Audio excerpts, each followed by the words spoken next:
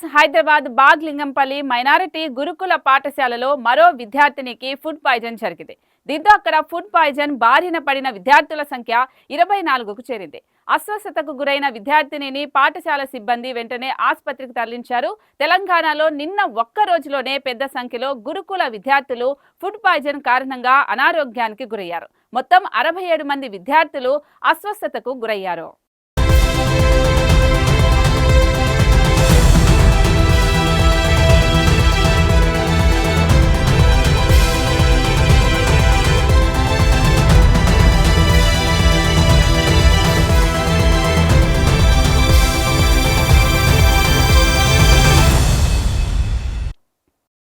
రాష్ట్రంలో ప్రతిరోజు ఏదో ఒక గురుకుల పాఠశాలల్లో, ప్రభుత్వ పాఠశాలల్లో పిల్లలు కలుషిత ఆహారం తిని ఆసుపత్రుల పాలైతా ఉన్నారు.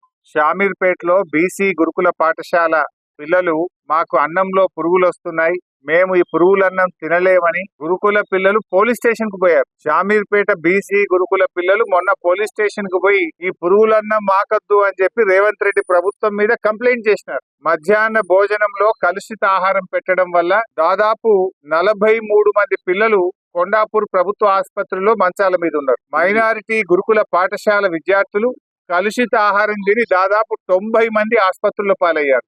ఇలా ఎక్కడ చూసినా పిల్లలు ఆసుపత్రుల పాలవుతున్నటువంటి పరిస్థితి ఉన్నది. రేవంత్ రెడ్డి ఏమో విజన్ 2047 అని డబ్బా కొట్టుకుంటుండు, సంకలు గుద్దుకుంటుండు. ఇది విజన్ 2047 కాదు, పాయిజన్ 2047 అయిపోయింది. ప్రతిరోజు రాష్ట్రంలో ఏదో ఒక మూలల కలుషిత ఆహారంతో మంచాల మీద పడ్డ పిల్లలే కనబడతా ఉన్నారు.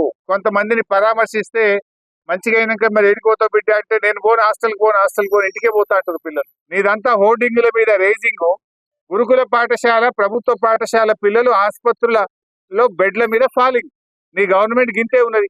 అవినీతిలో రేజ్ అవుతున్నావు, అరాచకంలో రేజ్ అవుతున్నావు, అహంకారంలో రేజ్ అవుతున్నావు, కబ్జాలలో రేజ్ అవుతున్నావు. ప్రభుత్వ పాఠశాల పిల్లలు మాత్రం ఆసుపత్రుల మీద ఫాల్ అయిపోతున్నారు. కోతలు కోయడం కాదు, రేవంత్ రెడ్డి నోరిప్పితే అబద్ధాలే.